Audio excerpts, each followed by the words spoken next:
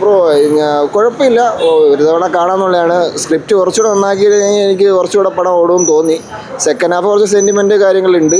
First half കുഴപ്പമില്ല എന്നുള്ള പോകാം. പക്ഷേ നമ്മുടെ പയ്യന്മാർക്കൊക്കെ അക്സെപ്റ്റ് ചെയ്യാൻ പറ്റുമെന്ന് എനിക്കറിയില്ല. ജസ്റ്റ് ഒരു മെസ്സേജ് എന്നാണ് പടം നിർത്തുന്നത്.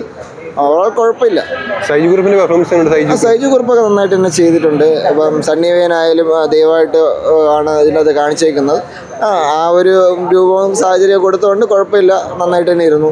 ഫാമിലി ഓഡിയൻസ് ഒക്കെ ഏറ്റെടുക്കുമോ? ഫാമിലി ഓഡിയൻസ് ഏറ്റെടുക്കുമെന്ന് വെച്ച് കഴിഞ്ഞാൽ അങ്ങനെ ഏറ്റെടുക്കാമെന്ന് പറഞ്ഞു കഴിഞ്ഞാൽ ഫാമിലീസ് ഇതിനെ കണക്റ്റ് ആകും. പക്ഷേ അങ്ങനെ ഏറ്റെടുത്ത് വലിയൊരു വിജയം സമ്മാനിക്കുമെന്ന് എനിക്ക് തോന്നുന്നില്ല. OTT ചിലപ്പോൾ ഇറങ്ങുമ്പോൾ ചിലപ്പം ഫാമിലീസൊക്കെ കാണുകയാണെങ്കിൽ കുറച്ചുകൂടെ വിജയം കൊയ്തെടുക്കുമെന്ന് തോന്നുന്നു. കാരണം കൺവേ ചെയ്ത രീതി കുറച്ചുകൂടെ നന്നാക്കിയിരുന്നെങ്കിൽ പടം രക്ഷപ്പെടുമെന്ന് വിചാരിക്കുന്നു.